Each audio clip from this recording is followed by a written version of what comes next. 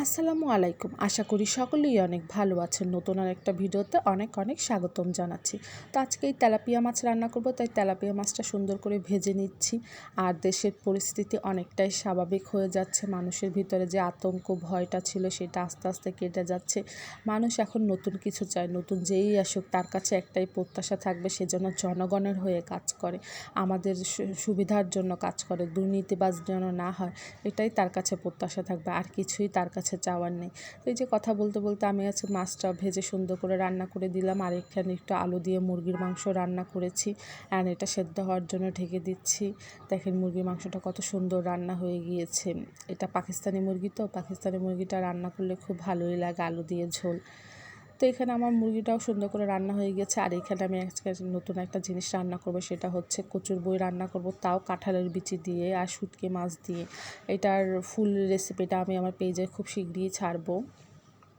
তো এই রান্নাটা আমার শাশুড়ির কাছ থেকে শিখেছি। এই রান্নাটা খেতে সত্যি খুব অসাধারণ লাগে। কচুর বই দিয়ে কখনই কাঁঠালের বিচি শুটকি দিয়ে আমি এর আগে রান্না করিনি, এটা প্রথমবার রান্না করেছি। আর খেতে সত্যি খুব অসাধারণ লাগে।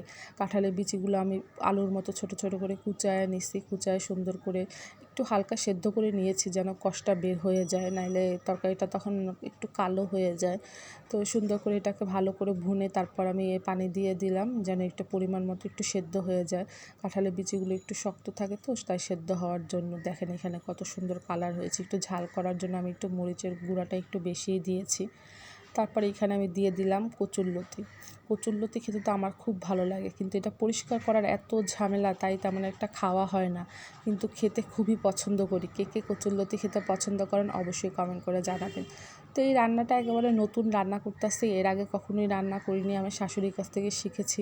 তো এখানে আমি কিছু দেশি রসুন একদম কোয়া আস্তা ছিলে রেখেছিলাম, সেটা দিয়ে দিয়েছি। এভাবে রসুন খেতে আমার কাছে খুবই ভালো লাগে। আর কচুর বইতে রসুনের পরিমাণটা একটু বেশিই দিতে হয়।